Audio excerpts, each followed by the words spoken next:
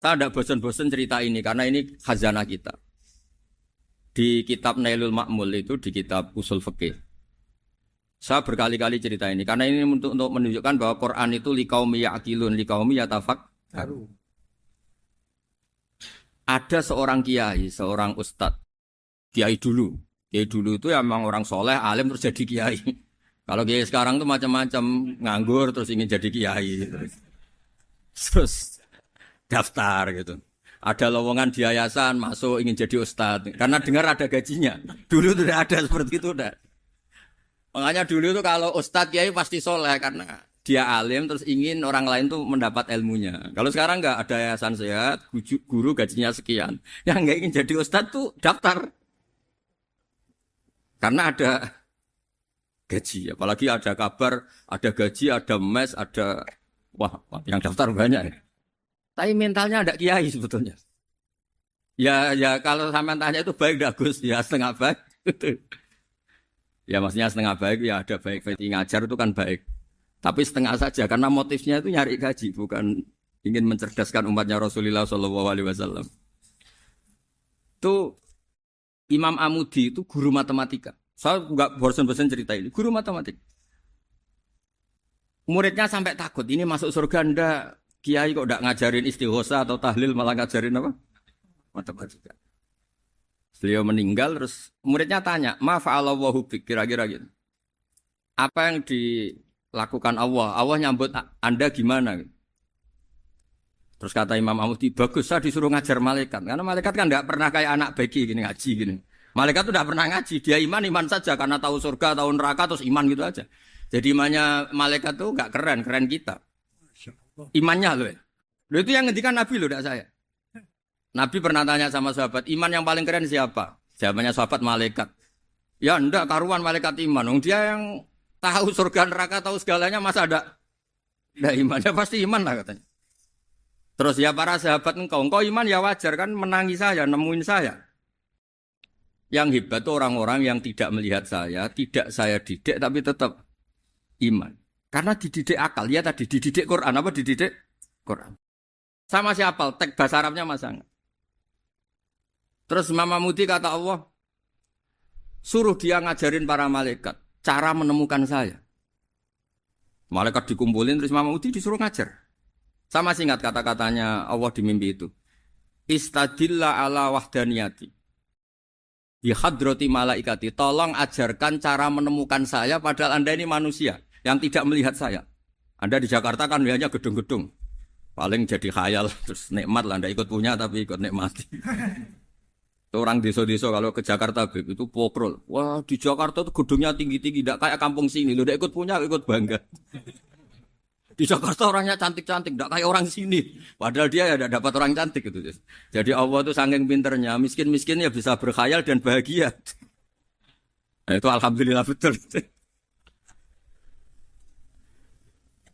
Akhirnya itu apa ini anak-anak begini saya tak niati ngajar standar anak-anak akademik.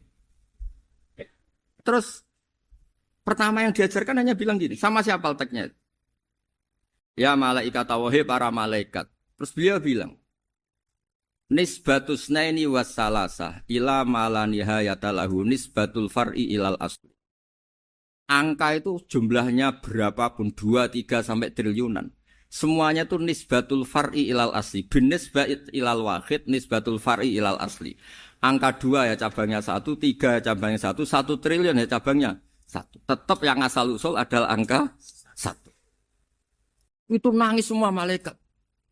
Cara Jawa itu mandek man kowe iman kaya imanku. Makanya imannya umat Rasulullah SAW itu PD-nya yakinnya kayak imannya malaikat. Kalau Tuhan itu 1. Karena angka enggak bisa dimulai kecuali dengan angka 1. Makanya nisbatus naini wassalasah ila malani hayatalahu iku nisbatul far'i ilal asli.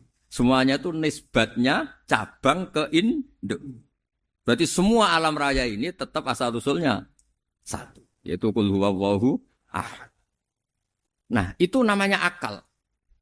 Umatnya Rasulullah itu ditinggali mukjizat akal lewat panduan Quran sehingga meskipun kita tidak menangi Rasulullah, tidak menangi sahabat, kita tidak tahu malaikat Jibril, tapi cara iman kita ini tidak kalah keren. Yakin hakul yakin. Terus kedua, gambar.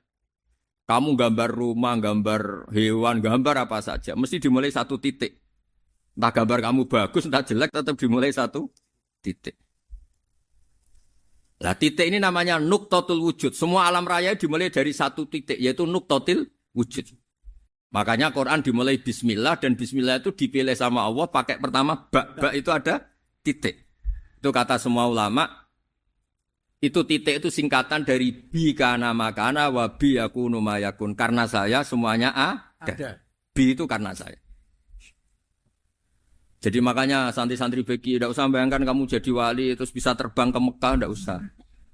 Kalau terbang ke Mekah ya sudah umroh aja bayar. Kalau enggak ya maklaran KBH atau apa. Pokoknya cari gratis. Ya gratis kan, dapat orang 10 gratis satu. Terus orang enggak umroh-umroh dirayu-rayu supaya umroh. Repot. Itu pelanggaran fikih itu. Kalau orang punya utang itu wajibnya hanya utang dulu gitu. Wah, repot. Saya itu juga sering bingung di kampung-kampung. Gus sama umroh. Kenapa? Dapat gratisan. Minta uang saja buat nyaur utang. Enggak boleh. Wah, secara fikih yang wajib itu nyaur utang bukan umroh. Enggak boleh Gus diminta uang, enggak boleh, harus umroh. Udah gitu saya ini bingung Gus mau umroh. Enggak nikmati. Kenapa? Disuruh ngajar Gus. Repot semua kalau ibadah mergawe ya jadi bingung semua. Ya saya mohon anak-anak BK semua yang seneng Quran itu harus seneng sampai kayak saya sehingga tahu mencari Tuhan dengan cara tauhid yang berbasis akal. Itu sedzahir imannya malaikat. Jika di klasmen iman itu manusia ulul ilmi, kita-kita yang nekuni ilmu itu nomor 1 prakteknya. Karena nomor 1 itu Allah karuan kan, syahidah wa, Allah kan gak tertandingi, syahidah wa annahu la ilaha illallah, terus wal malaikatu. Malaikat kan karuan karena langsung menyaksikan surga, dan ketiga apa? Wa ulul ilmi. Berarti prakteknya kan nomor 1. Kalau kompetitornya semuanya manusia, ulul ilmi nomor berapa? 1 kan? Nah nomor 3 kan dari Allah, malaikat, ulul ilm. Berarti kalau kompetisinya antar manusia nomor berapa? 1 kan? Nah kenapa ulul ilmi di nomor 3 kan tapi dari Allah, malaikat, ulul. Kerennya kayak apa? Karena cara iman ulul ilmi itu enggak ada ragunya sama sekali. Kamu ragu enggak kalau 2 itu cabang dari 1, asalnya 1? Enggak pernah kan ragu kan? Semua gambar seruat apapun dimulai dari 1 titik. Ragu enggak? Enggak kan? Nah, imannya umatnya Nabi karena dipandu oleh Quran itu seyakin itu, sehakul yakin itu. Nah, itu terus Jubair bin itu jadi iman. Am khuliqu min ghairi syai'in am humul khaliq. Terus kata Allah lagi, kalau kamu tidak percaya saya yang bikin langit bumi ya gampang dong, kamu saja yang ngomong kalau kamu yang bikin. Paling orang sepakat kamu stres. Terus hanya ayat gitu, am khalaqus samawati wal ardh. Kalau kamu tidak yakin Allah yang bikin, ya silakan Anda klaim saja kalau kamu yang bikin langit bumi. Bala yuqinun. Kamu juga gak mau kan dibilang stres. Ya, ini ngaji ilmu dulu, nanti bagian terakhir ijazah. Bismillahirrahmanirrahim. Ini riwayatul Bukhari. Haddatsana Abdullah bin Yusuf, haddatsana Les, haddatsana Sa'id al-Maqburi an-Nabi Hurairah radhiyallahu anhu qala an-Nabi sallallahu alaihi wasallam. Ma minal anbiya'i nabiyyun illa qad u'tiya minal ayat ma mithluhu amana alaihil bashar. Wa innama kana alladhi utituhu wahyan awhahu wa ilayya fa arju an akuna aktsarahum tabi'an yaumal qiyamah. Dados kita tahu semua nabi itu punya mukjizat. Ya, semua nabi itu punya apa? Mukjizat. Mukjizat itu hal yang luar biasa yang memastikan manusia itu tidak bisa menyainginya atau menandinginya. Dan rata-rata mukjizat Nabi dulu itu fisik. Misalnya ontanya Nabi Soleh itu kan onta tapi keluar dari batu, itu kan aneh. Aneh sekali. Atau tongkat Nabi Musa bisa simsalabim mengeringkan laut apa? Merah. Semua Nabi itu punya mukjizat dan semuanya berbentuk fisik. Kecuali mukjizatul Rasulullah Shallallahu Alaihi Wasallam itu berupa Al-Quran. Al-Quran itu konsep ilmiah. Terus kata Rasulullah SAW, tapi saya karena Quran itu justru berharap pengikutku besar dan sampai hari kiamat. Sekarang kita logika ya. Andaikan kamu punya tongkatnya Nabi Musa, kalau kamu suka uang, kepikirannya dijual apa dipakai? Kalau kamu suka uang, dipakai. Kalau kamu ahli suudzon itu pikirannya ndak, ini asli ndak. Karena yang melihat di Turki itu ya sebagian gitu. Kalau yang suka perdukunan itu bayangkan tuh miliknya. Mungkin dipakai ngakali orang atau apa, pokoknya bayangkan tuh miliknya. Kalau yang kolektor pikirannya itu nanti ini laku berapa. Tapi kalau peneliti mungkin pikirannya itu ini asli apa ndak? Bukti aslinya apa? Repot lah. Lagi pula kalau kamu punya utang terus mau apa? Istri kamu marah mau apa? Kalau pakai tongkat. Nah, beda dengan mukjizatnya Quran itu semuanya apa? Ilmiah. Orang yang sedang harmonis dengan istri bisa pakai ayat di antara ayat-ayat Allah itu apa? Wa ja'ala bainakum mawaddatan warahmah.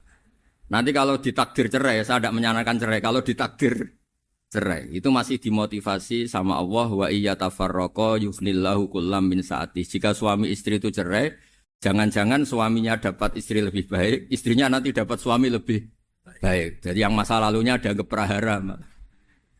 Kan banyak orang suaminya meninggal ketika nikah lagi ditanya, kangen sama suami pertama, alhamdulillah ini lebih baik.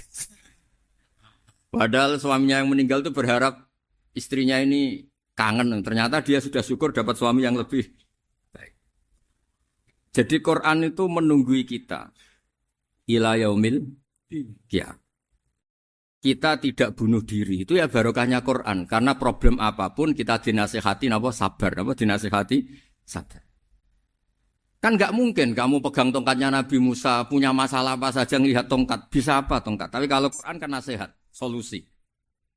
Makanya Nabi berharap dengan Quran ini, saya berharap pengaruh saya, pengikut saya terbanyak ila yaumil qiyamah. Terus beliau dikomentari begini sama, ini Fathul Bari, sarahnya Bukhari. Al-muradu anna mu'jizatil anbiya inqaradat binqiradi a'sorihim. Falam yusyahidha illa man hadaraha. Problem mukjizat nabi-nabi dulu itu kan fisik. Sehingga yang tahu kalau Nabi Soleh punya unta yang ajaib, itu yang tahu ya hanya yang hadir saat itu. Yang tahu kalau tongkat Nabi Musa bertuah, itu juga yang tahu hanya yang hadir saat itu. Selebihnya tahu tongkat ya di museum. Tapi kalau Quran menjadi solusi, menjadi panduan, menjadi pegangan itu ila yaumil qiyamah. Kita beri contoh ya Quran panduan yang paling gampang misalnya begini. Dulu ini cerita ya. Dulu itu ada orang kafir cerdas namanya Jubair bin Mut'im. Itu saking pinternya dia, pinter juga tokoh. Itu sebagai delegasi pembebasan Asra Badrin. Jadi tawanan-tawanan perang Badar itu mulai dulu ya ada negosiasi mau dibebaskan. Terus orang-orang kafir ini menugaskan namanya Jubair bin siapa? Mut'im. Ini ada di Bukhari. Karena ini ngaji di Jakarta. Kalau orang nggak tahu hadis juga tanya ini sahih enggak? Wong nggak tahu kok tanya itu aneh. Padahal kalau dibodoni itu ya nggak tahu. Tapi ya tetap tanya, hadisnya ini sahih enggak?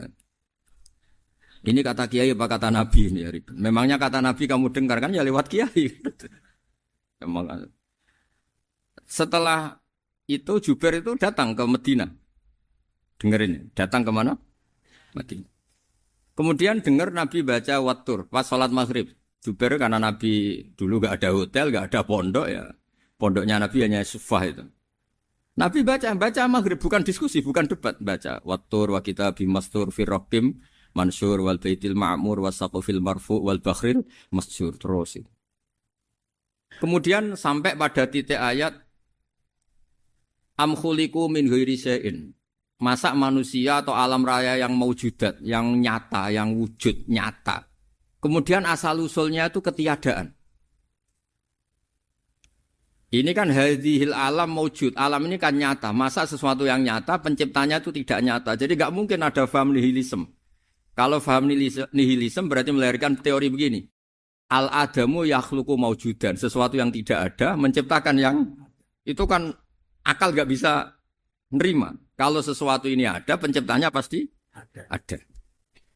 Terus akhirnya Jubair bin Mut'im itu simpuh di depan Rasulullah terus bilang, ya Muhammad kada qalbi ayatir. Hampir saja hati saya terbang.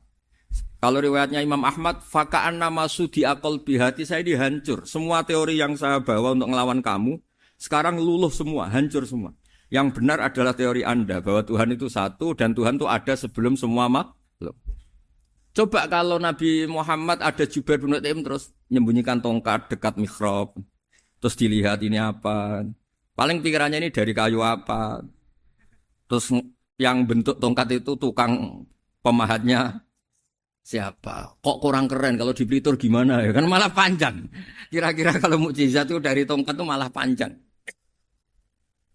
Panjang lah pokoknya panjang.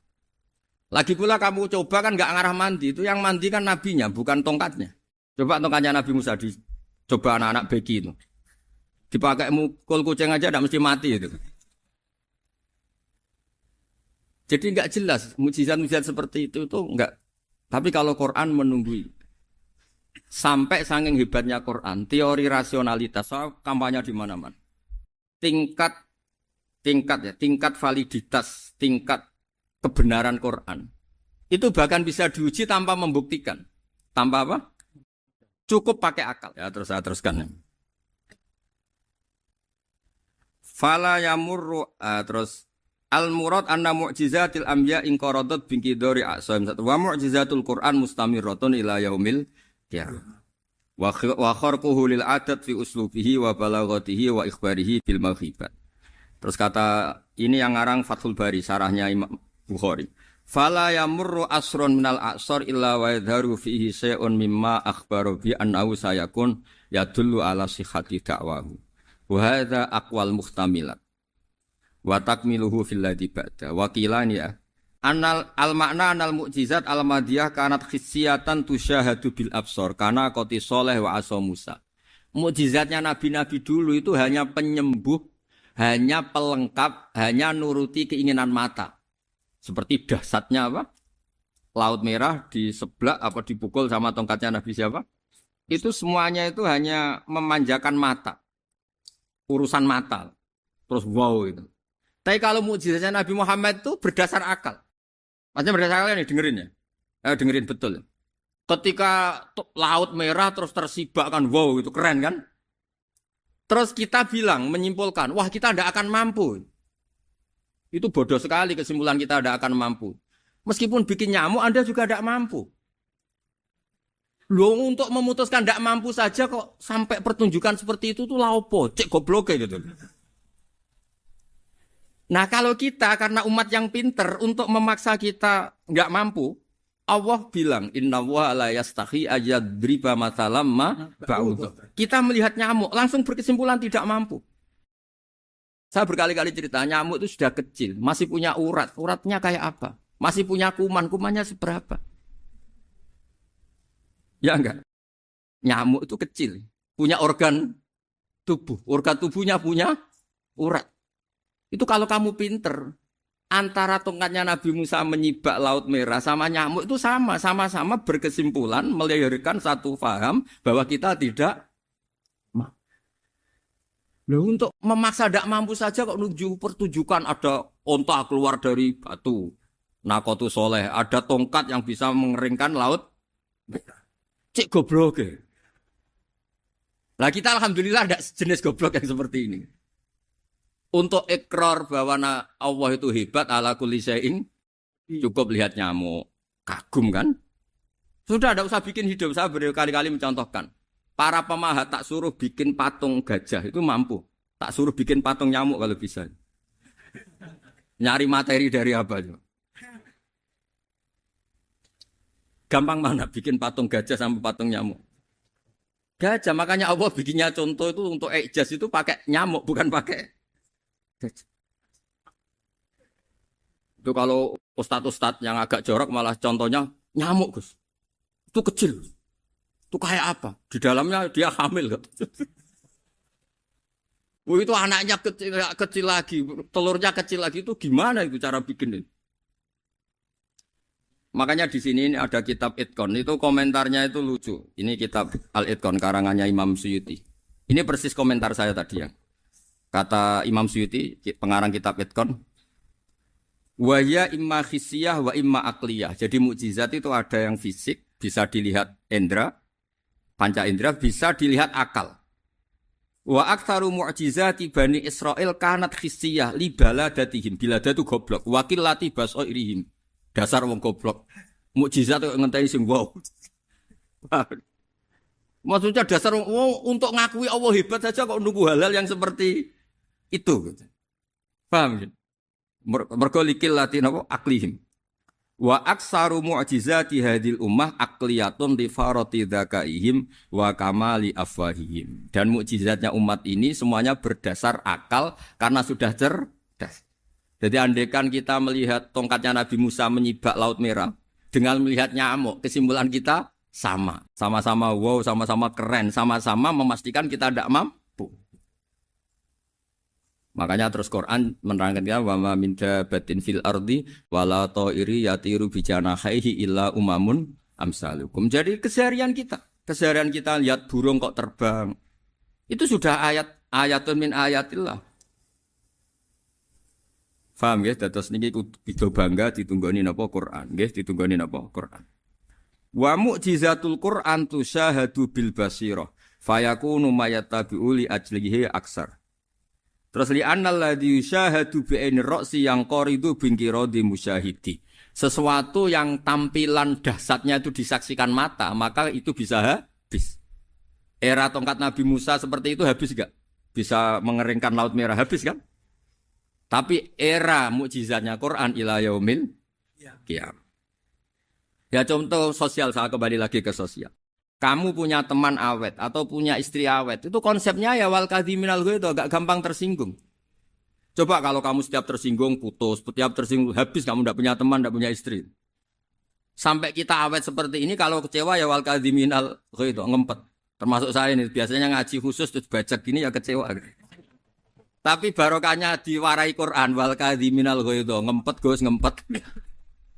Terus kecewa sama teman, kenapa tidak putus? Karena wal afina aninna, sudah kalau kecewa maafkan. Coba kalau kita kecewa presiden demo, kecewa menteri demo, kecewa orang tua minggat. Ya kalau dicari, kalau tidak kan malu. Saya itu punya teman tak tanya, kecewa gak sama bapak itu. Kenapa tidak minggat? Malu. Kenapa malu? Takut gak dicari. Itu orang tuh paling malu itu kalau keluar dari rumah gak di. Saya punya teman lagi, saya ini takut mati. Gus. Kenapa? Takut istri saya tidak nangis. Gus. Itu kematian terburuk itu kalau mati tahu istrinya ada nangis, itu malu betul. Makanya jangan mati, pokoknya pastikan orang sekeliling Anda nangis itu baru berani mati, kalau enggak jangan. Ya jadi mukjizatnya Nabi itu luar biasa. Nah ini terus saya teruskan ya, makanya mukjizat terbesarnya Nabi adalah Al-Quran. Karena Al-Quran itu cerita tentang hukum-hukum akal, cerita tentang logika-logika peradaban. Misalnya logika peradaban, contoh paling gampang. Di Quran itu ada sekian ayat yang Allah cerita peradaban. Misalnya wa ahsinu innallaha yuhibbul muhsinin. Itu dikutip, terus kemudian disimpulkan dalam peradaban. Kata Sayyidina Ali karramallahu wajhah ngendikannya gampang. Ahsin man syi'ta takun amirah. Kamu berbuat baik saja sama seseorang, maka otomatis kamu akan jadi pemimpinnya. Ada orang nggak tamat SD, nggak tamat papa, gobloknya minta ampun. Tapi karena gaji seorang pakar, kamu tak gaji 1 bulan 1 miliar, perusahaan saya jadikan besar. Itu dikongkan ngalor ngidul ya nurut. Hanya karena dia ihsan. Terus wastaghni amman syi'ta takun nadhira. Saya ulang lagi. Wastaghni amman syi'ta takun nadhira. Dan kamu jangan butuh orang lain, siapapun dia, maka kamu akan setara. Misalnya ada menteri orang antri mau salim, tapi kamu tidak butuh, kan tenang saja. Tapi kalau kamu butuh, habis kamu. Iya kan? Kamu tidak butuh seseorang, maka kamu posisinya akan setara. Kamu harus sopan karena punya utang jasa. Kalau nggak punya apa-apa kan setara. Ya enggak? Misalnya kamu jajar rektor atau jajar menteri, jajar apa saja. Kalau kamu tidak punya utang kan, kamu jajar menteri tidak punya utang. Sama jajar satpam tapi punya utang, takut mana?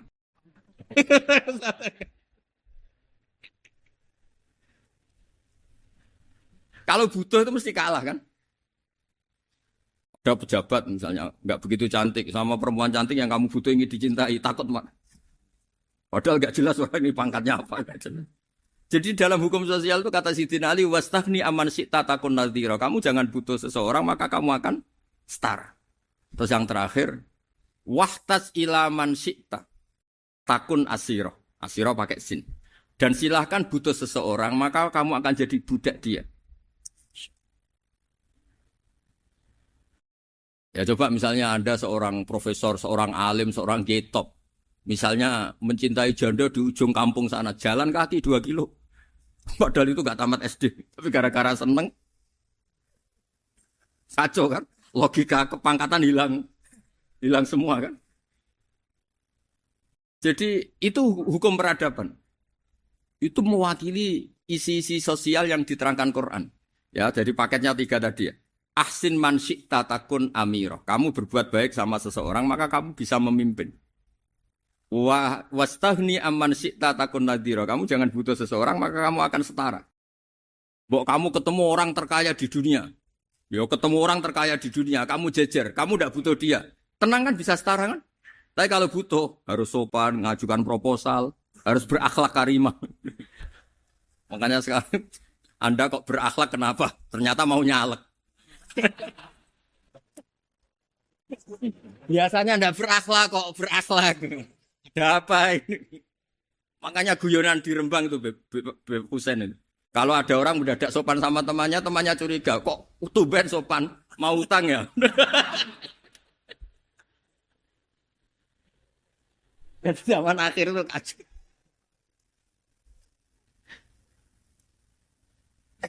Ya di semua daerah gitu ya sama Pak Rektor ya. Kalau ada teman biasanya nggak sopan kok sopan, itu temannya curiga.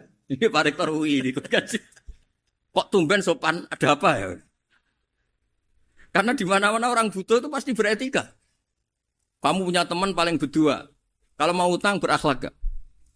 Atau misalnya kamu punya adik cantik terus punya teman berdua, kalau cinta adik kamu berakhlak gak? Biasanya nggak sama sekali nggak berakhlak. Gara-gara butuh menjadi berakhlak. Ya jadi hukum sosial itu ya kuncinya 3 tadi. Ahsin man syi'ta takun amira. Wastahni amman syi'ta takun nadhira. Terus wahtas ila man syi'ta takun asira. Kalau kamu butuh seseorang pasti kamu dibikin hina. Asir itu tawanan. Nah, Quran itu bicara sosial itu lengkap. Dan itu yang nunggui kita. Kita punya tetangga yang kurang baik, ya seneng. Punya tetangga baik, ya seneng. Kata Imam Syafi'i, saya berkali-kali cerita. Kok seneng semua Imam Syafi'i? Ya bagus lah. Kalau yang seneng saya enak lah. Dijak jagongan, dijak ngopi enak. Yang gak seneng saya, gak ngarah utang. Uang itu nak, kamu punya tetangga gak seneng kamu. Aman kan? Aman. Gak akan pinjem uang kan, pinjem mobil. Uang gak seneng kok. Makanya Imam Syafi'i itu kalau ngedikan luar Syafi'i, diceritain orang. Ya Aba Abdillah bagiannya ya Aba Abdillah orang itu gak seneng kau, bagus lah. Loh kenapa bagus? Waman asa'a ilaika faqat atlaqaka. Orang yang gak seneng kamu maka membebaskan kamu. Gak akan pinjam uang, pinjam mobil, gak akan ganggu waktu kamu kan gak seneng. Justru yang seneng-senengi masalah pinjam terus. Imam Syafi'i itu orang yang anggap dunia itu selesai. Ada yang cerita, ya Aba Abdillah, orang yang tadi cium tangan engkau, yang hormat engkau, di luar maki-maki engkau, ngerasain engkau, ngata-ngatain engkau. Ya bagus lah. Kok bagus gimana? Berarti saya wibawa, depan saya tidak berani. Berarti saya wibawa, di depan saya tidak berani. Berarti itu makomnya sudah kulillah, sumadarhum fi khawdihim, yal'abun, sudah dunia itu selesai, sudah agak penting semua. Nah itu kalau kamu anak-anak beki ahli Quran sudah ayatnya kulillah sumadarhum fi khawdihim yal'abun, sudah lihat Allah saja agak penting, makhluk-makhluk itu dah makhluk semua agak penting, sepenting Allah. Nah kita ini ditunggoni mukjizat seperti itu. Bayangkan misalnya kita ditunggoni tongkatnya Nabi Musa. Saya ngajar di sini terus ini tongkat. Terus nanti yang tanya, Gus itu kayu apa Gus? Nanti yang kolektor tanya itu harganya berapa Gus? Ruwet apa? Terus yang ahli suudon itu asli gak Gus? Wah. Yang ahli suudon kan mesti tanyanya gitu, itu asli gak Gus? Repot pokoknya. Tapi kalau Quran kan jelas. Kenapa?